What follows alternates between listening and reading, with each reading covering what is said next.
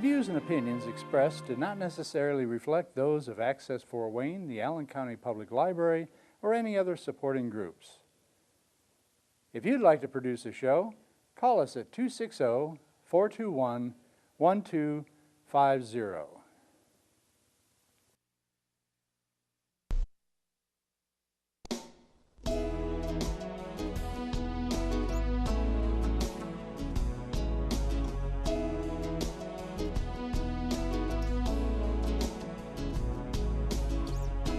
Let me be your lighthouse so I can show you the way. Let me be your shining light, I'll keep you from drifting away. I'm the one that makes you try when... Hello, this is Patty Hunter of Patty's Page. Today's show will be on Skype again, and today my special guest is Michael Laskow of TAXI TV, and he will be my special guest for next hour. So I'll see you in a moment, God willing. Bye-bye. Hello, Michael Laskow. Where are you now? Where are you? I'm right here, beautiful Calabasas, California, 78 and sunny. How are you, Patty? Oh, it's fine with 25 degrees here in Fort Wayne, eh? So, what do you do at TAXI? What is it? You mean, what does TAXI do, or what do I do at TAXI? Okay, what does TAXI mean? Let's go for that. All right, well, I came up with the idea for the company in late 1991, and basically I remember saying it's a vehicle to get musicians from where they are to where they want to go, and I thought the name TAXI was cool because eminently rememberable. Everybody knows the word. Did you know that taxi is one of 9 universal words known around the globe, along with mama, papa, coffee, and a couple of others, or a few others? And the name stuck, and I was able to get it trademarked, and there you have it. So, and I figured every time a yellow car drove by, it would remind people of this company. Well, and what we do is we help unsigned songwriters, artists, and composers get their music to record labels, publishers, and music supervisors. how do you do that? Well, they tell us what it is that they're looking for, because they are in fact always looking for something, whether it's a label that's looking for songs for an existing artist, or a label that's looking for a certain type of artist that they feel they've got a hole in their roster. Maybe, they've got a lot of hip-hop acts, but they'd rather go after pop stuff. They don't have enough female pop artists, so they might reach out to us and say, see if you can find us a female pop artist. And obviously the vast majority of what we do is getting stuff, whether it's instrumental cues or songs, into film and television. And we do that by getting our members' music to what are called production music libraries, which are film and TV specific publishers, or directly to the music supervisors who need this stuff. And they tell us, we need instrumental hip-hop tracks for an episode of the Kardashians where the sisters are getting out of their car, getting ready to go into a club, and when the valet guy opens up the door, you hear coming out of the car, a little background source music, or could be that they need a song about lost love, a singer-songwriter style song about lost love for the end of a Grey's Anatomy episode, where they do the video montage where one of the characters, it's so often a female character, sitting in her bay window after just breaking up with her boyfriend, and she's got her little blanket and her cup of tea and her cat on her lap, and she's looking out the bay window down to the street and sees her recently ex-boyfriend walking away as he's getting soaked by the rain, and a song starts to play about, did I do the right thing? Were you the love of my life and I just blew it? And they use a song to finish telling the story rather than the dialogue. So those are very typical uses for film and TV stuff. Film, TV, radio? Yeah, we've had some #1 hits come out of this place. There was a hard rock band called... That bad, eh? No, they're actually great. I just can't remember their name. I am getting old and can't remember stuff. But they got a record deal, and their album went platinum, and they had a hit single. Um, the band Bob Goblin out of Dallas got signed to MCA Records. That record didn't do all that well. Elliott Park from a little town in Texas got a song picked up by, he got a publishing deal in Nashville through TAXI, which ultimately ended up in a song called I Loved Her First, becoming a #1 country single. We had a song get played on a panel at our annual convention, the Road Rally, We'll go publishing into that, panel, yeah. and afterwards the songwriters, I remember the publisher on the panel said, that's a great song, that'll get cut someday and it'll probably be a hit. And the two guys in the audience who wrote the song approached the publisher right after the panel, and he ended up publishing the song, and some years later got it to Kenny Rogers, and he had a #1 hit with that, which was called Buy Me a Rose. The writers on that were Eric Hickenlooper and Jim Funk. You got a good memory, man. Not that good, trust me. So, when you first started out TAXI, what did you do beforehand? Well, I've had a long and storied career, Patty. Okay, I'm listening. I got into the music industry at 19 years old, largely because I saw the Beatles on the Ed Sullivan Show when I was 9. And They influenced you, eh? yeah, I knew right then and there what I wanted to do with my life, but I never wanted to be a rock star. I knew immediately that I wanted to be the guy on the other side of the glass. So 10 years later, I was going to college in Miami, and Miami, Florida, as opposed to Miami University in Ohio. No, I went to the sunny and warm one in Miami. Oh, yeah. And I was a business major, and happened to stumble into a very famous studio called Criteria Recording Studios. And I heard of them. yeah, and I was there because I mooched a ride off a delivery guy that was dropping off a piece of gear there, and I was sitting in the lobby trying to mind my own business, and I overheard this guy, looked like the owner of the place, walk through the lobby and said, "This place looks like crap, we need somebody to clean it up." And I jumped out of my chair, waved my arms, and said, "I'll do it." And I pestered the poor man for like 5 phone calls a day for 5 days until he finally hired me as an intern, which means no pay. Oh, yeah. And the day I started, the Eagles were mixing the One of These Nights record. Clapton was doing I Shot the Sheriff on the 461 Ocean Boulevard record. The Bee Gees were doing Jive Talkin'. Oh, wow. That's long ago, man. And Stills was recording Love the One You're With, and all that was going on under the same roof.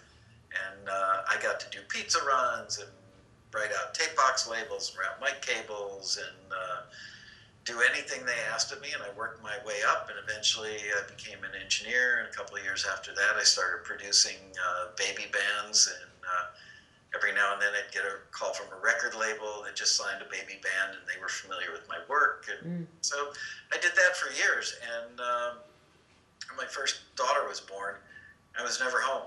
Poor kid was 6 months old, and I barely ever got to see her. Wow. And said, there's got to be a better life. I'm tired of working 20-hour days and not knowing my own family. So I moved to New York, got a job doing audio post-production, worked in the largest audio post facility in the world, ended up managing the place, moved to LA 5 or 6 years after that, and ended up managing a very large post-production company that did film and video editing and little audio post. And I was the GM of the LA office, then I opened a New York office, but I missed one thing, which was working with baby bands.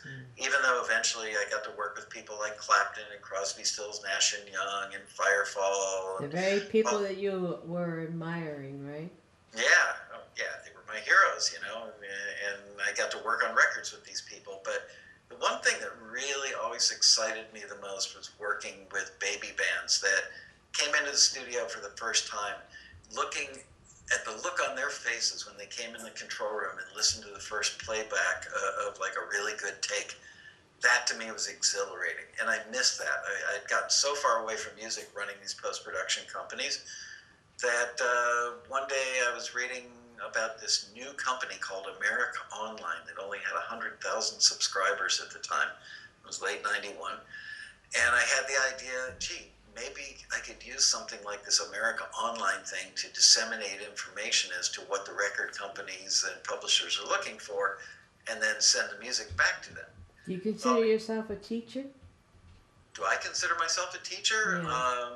Certainly not by trade or training, but a lot of what I do for TAXI and its members is, it's not just about us presenting the opportunities. I think at least 50% of what we do, what we're responsible for, what we owe to our membership, is helping them become good enough that their music is viable.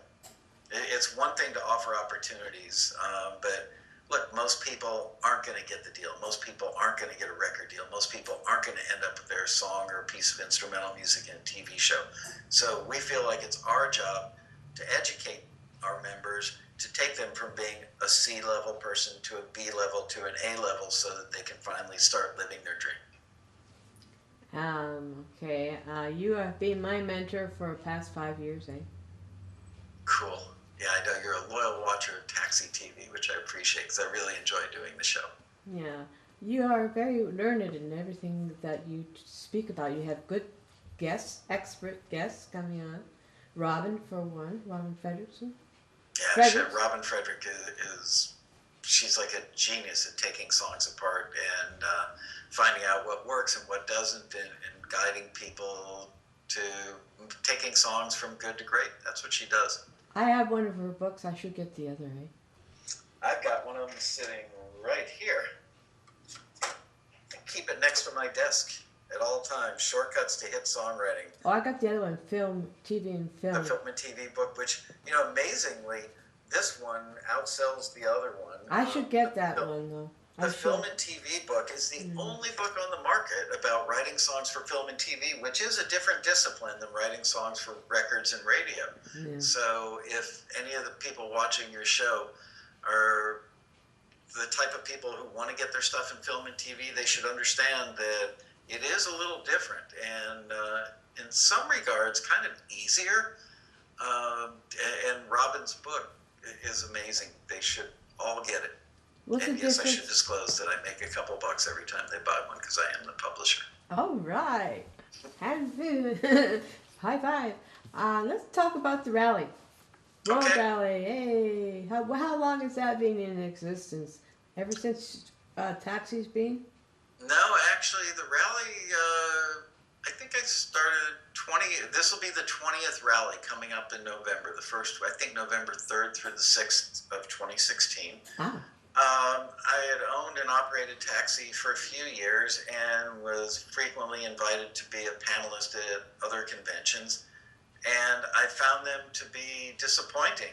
People paid a lot of money, anywhere between like $300, $500, sometimes even $1,000 a ticket to go to these conventions. Oh. And a lot of the industry people didn't show up or didn't show up on time.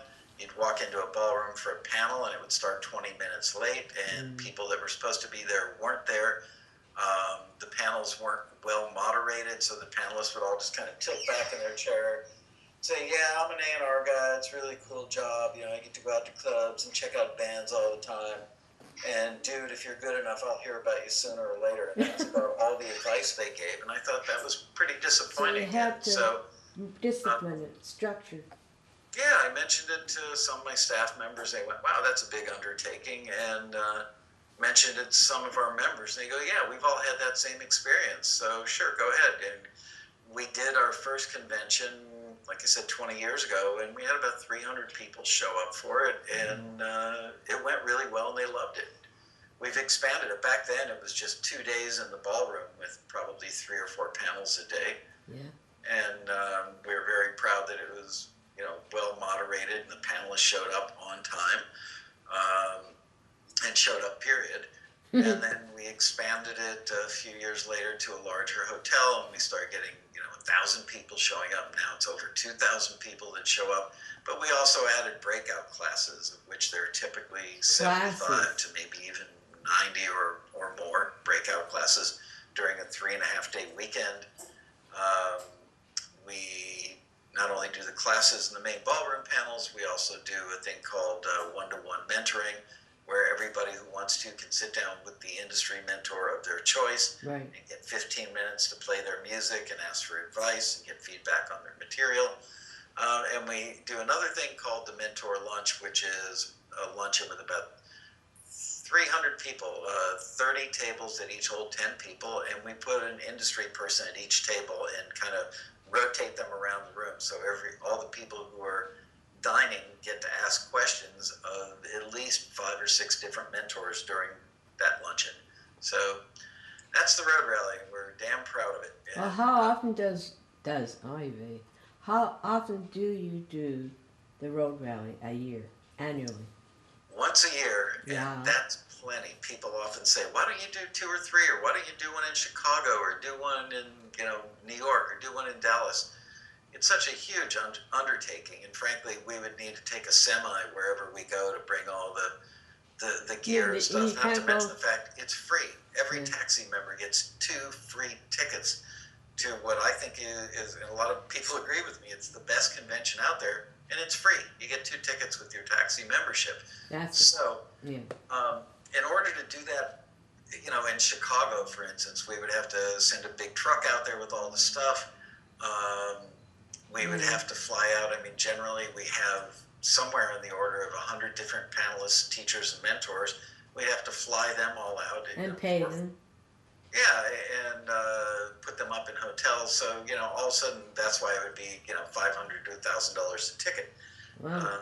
Because we do it in LA, these people live here already, and we get to cut those expenses, and basically the sponsors pay for it. Sometimes we break even. Most of the time I lose a little money on it, but it's worth it because it educates our members, and the more members we have getting deals and earning income with their music, the more people will like taxis. So it's self-serving, but for a good reason. You have a website. Tell me about it. You have the forum, peer-to-peer. You have a lot of stuff on your website. Tell me, what do you have to offer? Well, the website's 20 years old or older, and we've had a lot of years to accumulate a lot of educational stuff. It's not the most graphically current and trendy looking website, but it works well. And like you said, why fix something that's not broken? Well, we've had 3 very expensive false starts on creating what we affectionately or disaffectionately call Taxi 2.0. We are getting ready to roll out a brand new graphic look, which is way better. Our website, there's no denying it. It looks very dated, but the content is superb, if I do say so myself. I put a couple of my stuff in there to be reviewed and critiqued, my lyrics and that. Had some replies. Mm-hmm. Yeah, you're talking about, we have a forum that is free for anybody to use. You don't have to be a taxi member to use it. You can get there by going to forums with an S, forums.taxi.com. Mm-hmm. And the forum is the most giving, generous group of people, musicians specifically, I think I've ever met. It's amazing that our most successful members tend to hang out there and share what they've learned that made them successful to the newbies. Mm-hmm. And it's a great resource, but yet largely untapped. So many people, even though we beg them to go there, because if you go to the Road Rally, if you use the forum, if you incorporate the feedback you get from taxi screeners and watch Taxi TV, nobody can ever guarantee you success, but if you want to dramatically, and I'm talking about just like through the roof dramatically improve your chances of success, if you go to the rally, watch Taxi TV, put your music up on the forum, get feedback before you submit it, and there's all kinds of other things you can do there other than just posting your music and getting feedback from your fellow members. But put all those things together and you're going to dramatically increase your chances of success. Yet I get frustrated because a lot of musicians are like, I do what I do. And they either like it or they don't. And if they don't like it, it's the industry's fault. They don't get it. No way you're going to blame them. Mm-mm. Yeah, well, it's tough. Look, if I were, a musician and a typical taxi member, I would find it hard to accept criticism, and nobody likes rejection. We get it. But that's why we work so hard to help people But get you good learn. enough where they're not going to get rejected. You learn. You mean you got to fail before you take the next. You have to Yeah. practice. What's that? You gotta fail often. That's the best thing you can do is fail fast. The more failures you have, the more quickly you're going to become successful. Climb the ladder. What's that saying? Write, forget. Oh, write, submit, forget, and repeat. Yeah. And that was coined by the TAXI members, not by us. Here, I got a visual aid. I keep this. Stephen Giles, one of our members who I absolutely adore, made these I know bumper stickers Steve. and brought them to the road rally a few years ago and gave them out. And I always keep some on my desk. And the whole point between write, submit, forget, and repeat is don't send in one song for one taxi listing and then sit there waiting for the phone to ring. Statistically, the odds are your phone's not going to ring. Right. But if you write and submit, forget about that submission and just keep writing and keep submitting. You'd be surprised. The more you write, the more you submit, the better you become, the faster you become better, and the more quickly you're going to start to get deals. But I feel sorry. It breaks my heart when I see people and they put all their money on one horse and then nothing happens for them. It's heartbreaking. Well, I've been writing for about 27 years. First Wow. poetry, then lyrics. I have some songs out there, but I'm not getting any royalties. But I am being noticed by people out there. I got songs by Stanley Strobe in Holland, one by Patricia Conroy, who's a Canadian singer, and two done in Nashville. Cool. Do you mostly do country, or do you do other genres as well? I do gospel, I do world, country, message type of songs, And that brings up an interesting point. A lot of people join Taxi thinking, I'm going to be a rock star, or I'm going to be a country songwriter. And then eventually, by doing those things I mentioned earlier, the road rally, watching Taxi TV, hang out in the forum, and becoming part of the community and listening to the feedback from our screeners, it's really common that people find out, you know what, I'm not that good at country, or I'm not that good at hard rock. And then they push the envelope a little bit and they try something different, like maybe doing a hip-hop instrumental or jazz or something else. And lo and behold, that's what they end up getting the deals with. So that's part of that educational thing I was talking about. It's growing up, maturing. Yeah, getting outside of your comfort zone, pushing your envelope a little bit and finding out, wow, I'm actually better at that than this thing that I've been doing for years that I'm not getting any traction with. Libraries. Yep. Tell me about those, how you get into them. Did they approach you or you approached them? They approached me. Production music libraries are film and TV music specific publishers. They used to have a kind of a bad connotation 25 years ago or more. They were needle drop libraries or canned music libraries. Everything sounded pretty manufactured, they all kind of sounded the same. Yeah.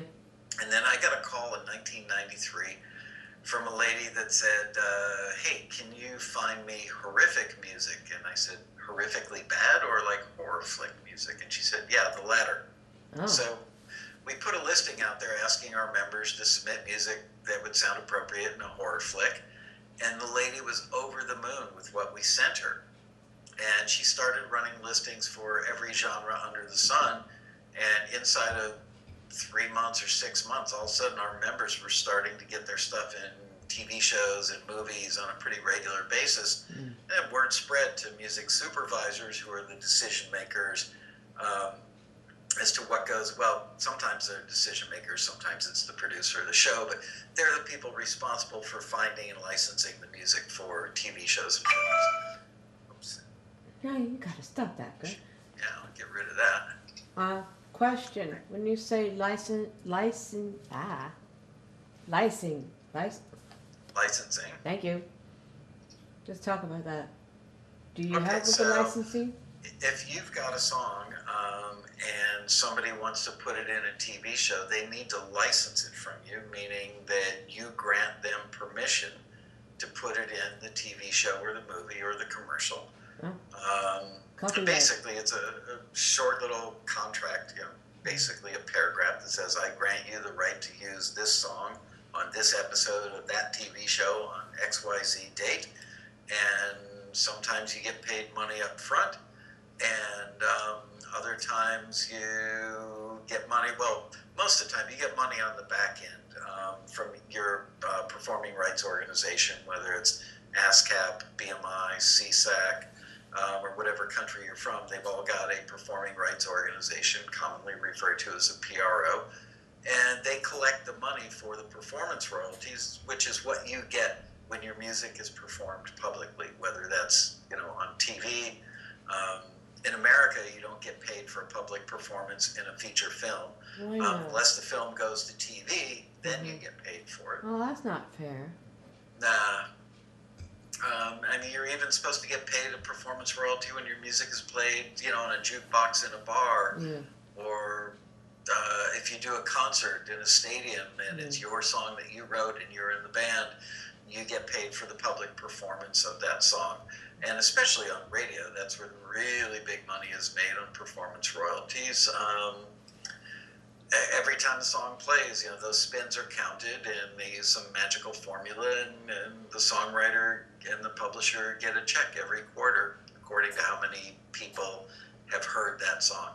I've had several songs out there. I don't know what's happening to them because I haven't talked to the people who sang them for me. I don't know whether they're being on CDs or whatever, and I'm trying to get a hold of them, over the years. Yeah, well, you should, because, you could be, if they pressed up CDs and they've sold 5 or 10 or 20 or 50 or, 100,000 or a million CDs, Because they would this have one to is pay in you a Holland. mechanical license, which is just under 10 cents, like 9 point some cents per song per unit. So let's say that, whip out my trusty calculator, let's say that you had one song on an album that sold 1 million copies, so 1 million 10%. times 0.09, you'd make $90,000 on mechanical royalties. But nowadays nobody sells CDs, so It's online. Sorry? It's online now.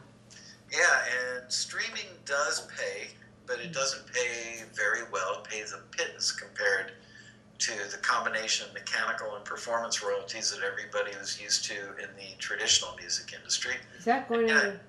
Is that going out? The traditional music industry? Mm-hmm. Yeah, Everything's it's changing. been upended. It all started out with illegal file sharing. I hate that word sharing because nobody was sharing it, they were stealing it.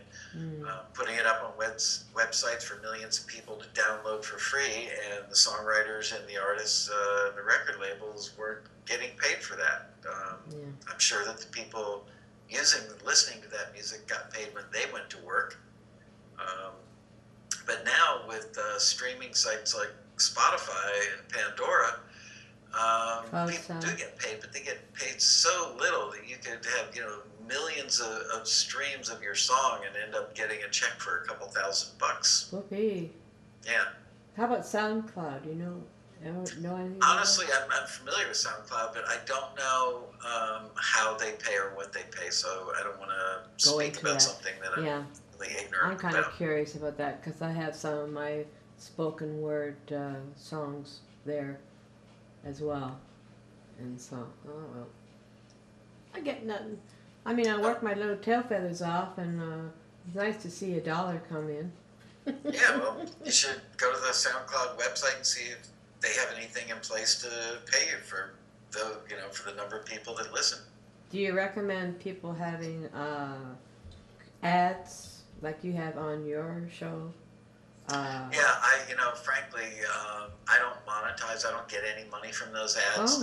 It's because we're using Ustream to broadcast the show live. Ustream is using that. And that's how Ustream gets paid, is by putting ads on our show, and they collect money, for the advertisers. The ads generate income. and we don't get any of it. We're just providing the content. If I were smart, I would probably set up my Ustream account in such a way, like people do with YouTube, where they get to monetize their content vis-a-vis the ads. But frankly, you know, it's not like I started TAXI TV to make an extra couple $100 a month on the advertising. I did it because I had information I wanted to get out there and share with our members. You don't take when someone gets forwarded by TAXI, and they get money coming in for their song. Do you get any percentage or royalties from what they? No. No. Okay. That's a great question. I'm so glad you asked it, because you know, we do charge an annual membership fee of $300 a year, $200 for subsequent renewal years. But people often think, wow, these guys are charging money up front and they're getting money on the deal. We don't make any money on the deal. We don't get paid anything by the record labels, publishers, music supervisors that we work with. And You're quite like a frankly, middleman. the reason that I made it a membership fee-based thing was I had lots of friends that were publishers and record producers and what have you. And sometimes they'd have a big hit and they'd make $500,000 or $1 million, $2 million over a period of a year. And then they'd have a valley for 5 or 10 years, or maybe never make another penny again. I wanted to create something that was sustainable, that we always knew the income would be there to keep the company going. Mm-hmm. And, you know, like I said, we provide a lot more than just access. A publisher makes money. When they make you money, they're making money. And usually it's half the money that they get. So, you know, if you have something that gets placed in a feature film and there's a $5,000 sync fee, they get $2,500 of that. Whereas if you get it to that film through TAXI, and you still own 100% of the publishing, you get to keep the whole $5,000, which is way better than the $300 you spent on your TAXI membership. Yeah. So That's cool. I don't know. You're doing good. You're doing good. Thanks. What are the do's and don'ts of artists going through to try to pitch their songs and publish and license and stuff?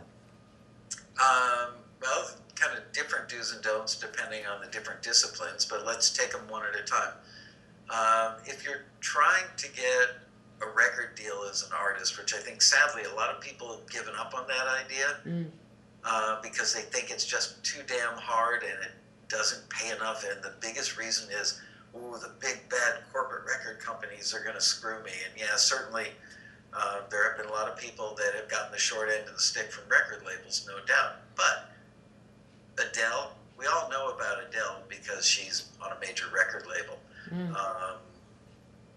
Lorde, Bruno Mars, Katy Perry, who used to be a screener here, by the way. All those people that are selling out arenas, you know, 10,000, 20,000, 30,000 people, they got big enough because they had a major record label behind them with their marketing machine and their marketing budgets and their marketing expertise, and that made them famous on radio, which allowed those artists to build up a huge audience. And although they may only sell 1 million CDs, would be a big deal nowadays, they're not going to make a lot of money as an artist on their music being consumed. But where they will make a lot of money is if they get big enough on radio that they can sell out big arenas, and they make, you know, 20 million, 50 million, $100 million a year on touring, and they work their butts off to get it. Yeah. But that's where the big money is. And so I think that artists that are truly unique and commercially viable, and it's in their soul, they were born to be an artist, they should go for it, because the industry always, and the public always needs the next Bruno Mars or the next Adele or the next Sam Smith or the next Katy Perry. Sticks. What? Sticks. Sticks? That's more art. My fave. That's my generation. So the do's for that are, number one, there are two things that matter. The songs. You could be Katy Perry all day long, but if you don't have great songs that stick with the public, you're just going to be another pretty face with a great voice. And Katy Perry is, I mean, even when she worked here as a taxi screener, she would wear like jeans and a t-shirt and no makeup and a hoodie to work. She had an aura about her. I mean, she'd lost her first record deal. She had no success other than her parents are both involved in the Christian music industry. I think they're both ministers. So she grew up, she's like a world-class expert on Christian music, and that's what we hired her for, was to screen Christian music here. Then we found out that she'd already had a major label deal, and we found out she had really good pop ears, so we had her start screening, doing A&R work on pop stuff here. But you could be Katy Perry and have that aura, and have the pretty face, and have the great voice, and have that special artist thing. But if somebody somewhere doesn't pair you up with songs that are hit songs, you'll probably go nowhere. So you have to have the words, the melody, the person to be one complete package. Absolutely. So many people say, well, can't I write songs that are B-sides, that are filler material? No artist, when Katy Perry is rounding up songs for her records, she doesn't say, let's go find some filler material. They're hoping every song in that record is a potential hit. Yeah. I was going to ask about writers, too, lyricists themselves. What can we learn from Taxi?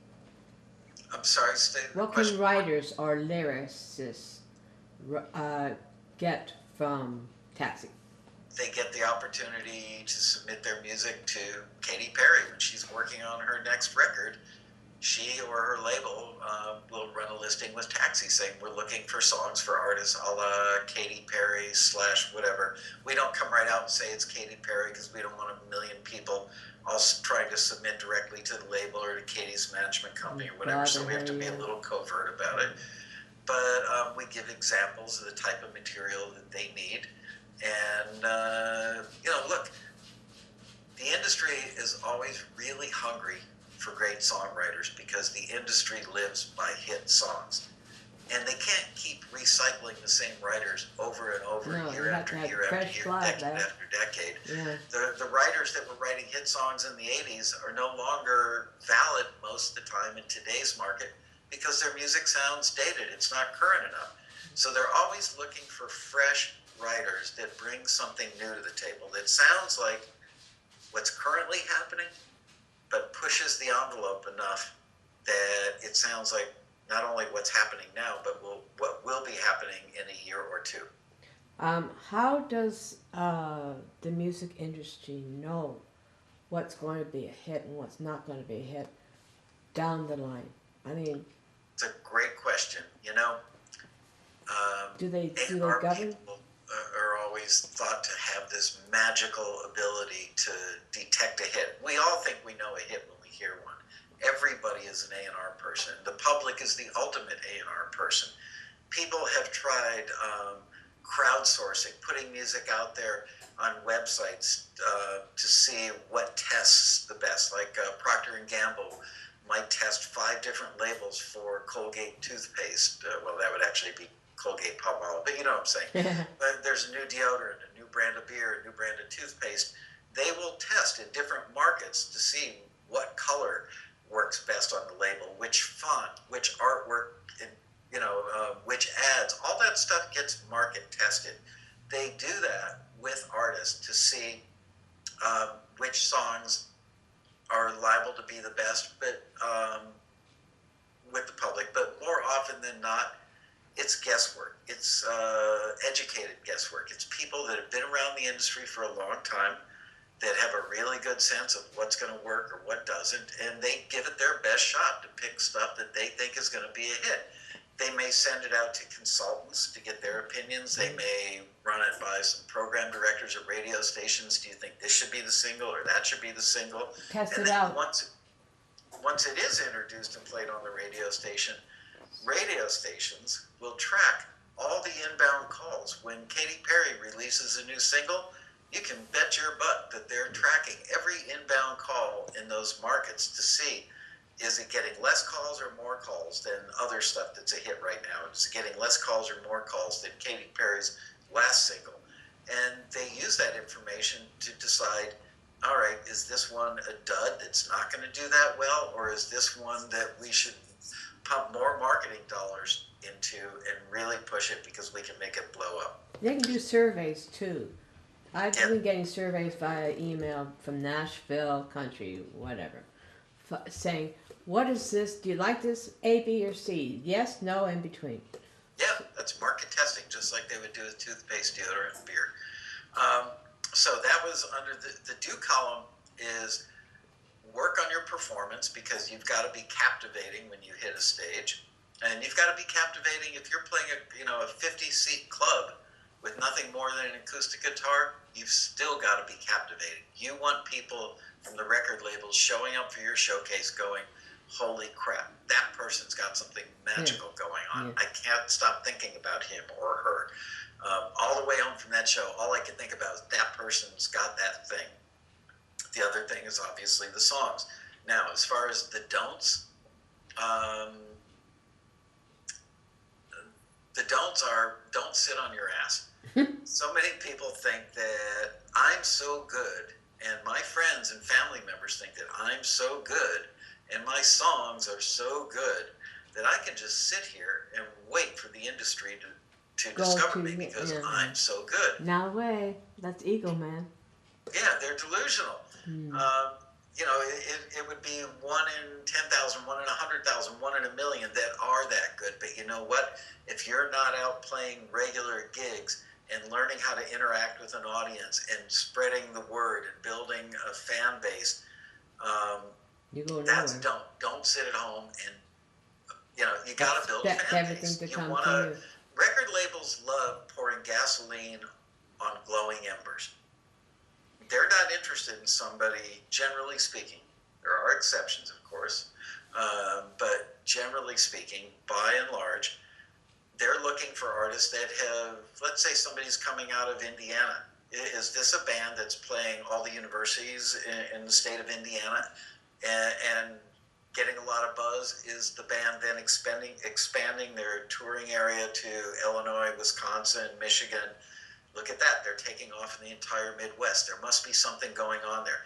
Let's send an A&R person out to see them play live. The A&R person comes home, says, hey, boss, I went to see that band. They've got that thing going on. They've got that something special. The crowd was lined up around the club waiting to get in the door. That's when an A&R person is interested in signing the act, and you can blow it. This is in the don't column. Don't act like you're the greatest thing since sliced bread. Act like you want to be an active business partner with the record label. You want to convince them that you're going to work really hard because they're putting their time, effort, and money into you, and they want to know that that's a good investment. So,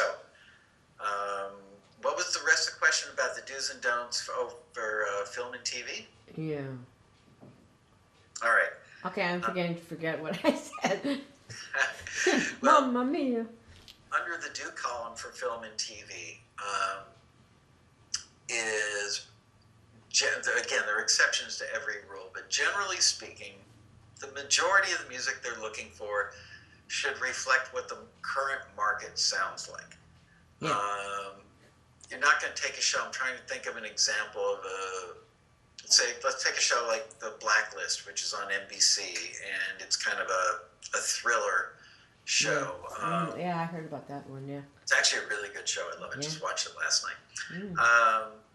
Now, somebody gets into a car and drives away from a crime scene, or they're on their way to a meeting.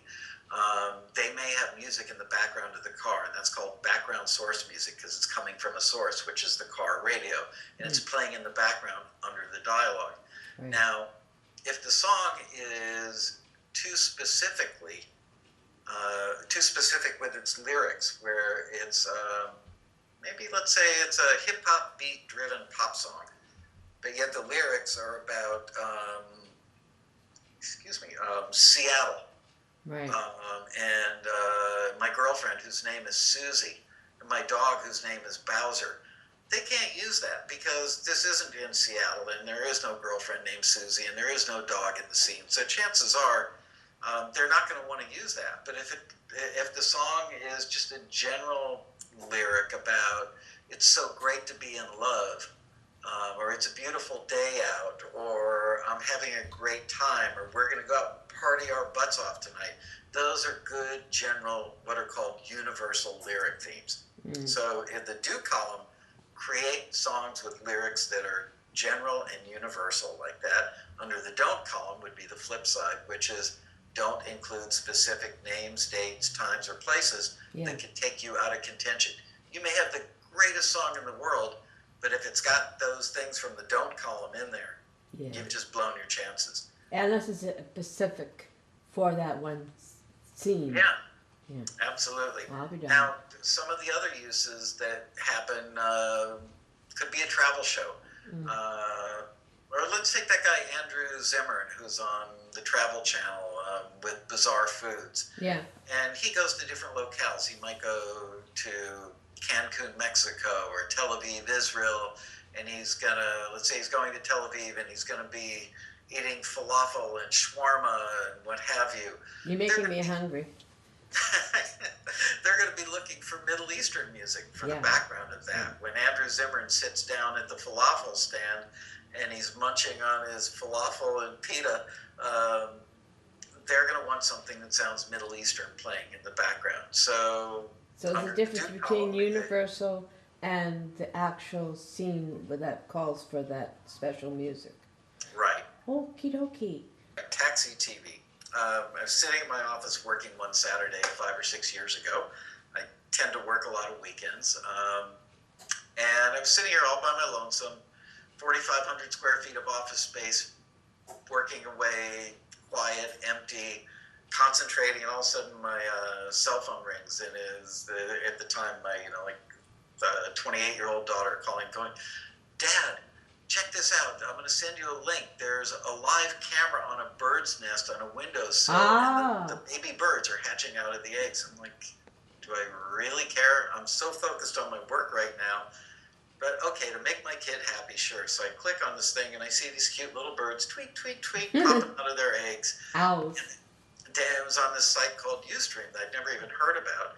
And in the corner was a big red button that said Broadcast Now. So being an adventurous guy, I click the red button, and I see the little green light go on my laptop lid, and I'm going, holy crap, I'm live on the internet. Oh, whoa. I don't know if anybody's watching. What can I talk about? So I start talking about the stuff we're talking about here, getting your songs in film and TV, record deals, what have you. And all of a sudden, there were like 3 people, then 11 people, and then 25 people. And I had a little audience. And I clicked a button that said chat room, and I could get questions from people. And I thought, wow, this is really cool. Because prior to that, I used to get on airplanes once or twice a month, and I'd fly to Chicago or St. Louis or Miami or Detroit, and I would rent a ballroom at a hotel and invite people to come for free and spend 3 hours with me on a weekend and talk about this stuff. And I figured, man, I can be home with my family and do this via the internet. You're all over the world now, amen? Yeah. Oh my goodness. So Monday morning I came to work and I showed the staff how this thing worked, and they weren't that enthused, quite frankly. They thought it was a little nuts. I think it's the greatest thing since sliced bread, my friend, because I'm learning a lot from you, man. So I sent out an email and said, Friday afternoon, 4 o'clock, I'm going to do a thing called Taxi TV Live. And I went out and I bought this little gem. Oh, That's the band right there. Oh, gee. That is the band. I'm learning the tricks of the trade here. Yeah, anyway, somewhere I've got a laugh track thing. So I wrote out like an outline, not so much a script, but an outline. I broadcast my first episode, and we had 100 people show up, and they loved it. And so then we moved it to Mondays, because Friday everybody's going out drinking or to the movies or what have you. And we moved it to Monday, and pretty much, I would say probably 45 to 48 Mondays a year, I do Taxi TV. Sometimes I have guests. They could be a music library owner, it could be a music supervisor. I had Cara Diaguardi, who's a huge hit songwriter, on the show. A lot of times it's just me talking like this, just off the cuff. I'll pick a topic. Like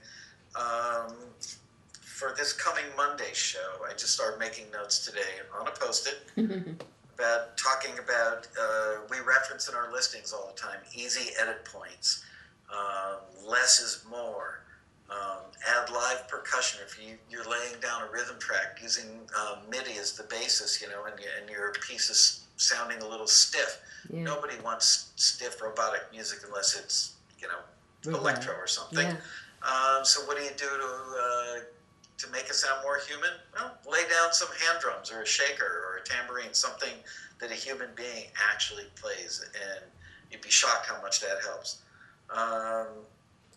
Talking about natural endings. Used to be almost everything was faded. Now they want stuff that ends on, like on the root chord, goes back to the tonic and rings out. And the editors want that so that they can make that downbeat happen at the end of a scene. And as that note is decaying, boom, in comes the next scene. So that's what Taxi TV is. It's a lot of it is repetitive, frankly, because I want to keep drilling this stuff into people's heads. But there's always something new, something educational, something exciting every week. And from this past Monday, I did that live show at Steve Barden's studio, and I think it was one of the best episodes we ever did. Sometimes the video's not that great. I do use a webcam. Sometimes the audio's not that great. Yeah. Steve Barden is a pretty soft-spoken guy, so even though the microphone was probably 3 feet closer to him, I was louder because I'm more naturally loud. So our production values may be a little homespun, but the content, the quality of the information, I think is really, really good. And we've got a big following now, and people say it's life-changing, and I'm just glad that they watch it and enjoy it. Well, Michael, I'd like to thank you for coming on to my show. You are a delight, and you're very wise in everything that you have done. You must have worked your butt off throughout all your life to get to where you are now with all this knowledge. My father always says, if your mouth is moving, you can't be learning. I'm pretty chatty, so I guess at some points I must have stopped my mouth. You must have stopped and said, oh, let's concentrate. Yeah. You know what? I've been surrounded by a lot of people who know more than I do over the years, and I have learned a tremendous amount from them, whether it was big famous producers. When I was starting out sweeping floors, I did keep my mouth shut, and I listened to how they were producing big acts like Rod Stewart or the Bee Gees and what have you. So I have them to thank for it. I have a lot of friends that are music supervisors that I've learned a lot from. So, I've got them to thank. I'm the conduit, and I'm very, very happy that people like you watch the show and have joined Taxi and that you've benefited, I'll wrap it up with one final story. There's a gentleman named Peter Sevo. He was one of the earliest Taxi members, probably back in 1992. He was in his 70s then. He's now 93 years old. Wowee.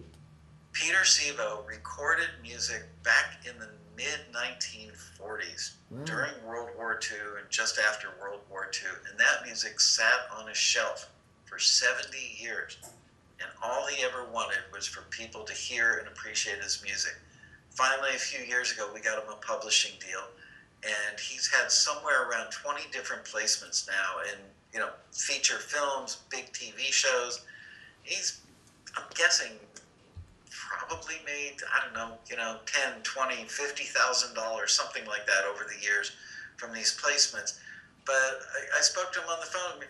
Peter doesn't really care that much about the money. Although you would think at 93 years old it'd be a nice supplement to his retirement fund. More than anything, it's the satisfaction of knowing that he got his music heard by millions of people. It's like a legacy. It is. That you're exactly right. His grandchildren can turn on the TV long after he's gone and hear his music. So nothing has ever made me more proud about starting this company than Peter Sevo's story. Michael Laskow, Muzzle Tough. Thanks, Patty. We love you and thank you for being our mentor. And I will send this to you as soon as possible. So I'm speaking French. But thank you so much for your patience with me, for allowing me to be on your show and bugging you guys with silly questions. Well, I love having you in the audience. Thank you for your loyal viewership, and thanks for having me on this show. I really appreciate it. Thank you, dear. God bless, and I'll see you on Monday. I'll hear you on Monday. All righty. Okay, kid. I look forward to it. Thanks, Patty. As Bye-bye. you were. Bye-bye, dear. Well, that was a great show that I did with Michael Laskow. It was a very enjoyable seeing him again, and I loved talking with him. So thank you for tuning in to my show, Patty's Page, and we'll see you next week. Godspeed, my love, until we meet again. You're always in my heart and every dream. Don't let this time apart give in to all our fears. God will keep us close from up above. So until we meet again, Godspeed, my love.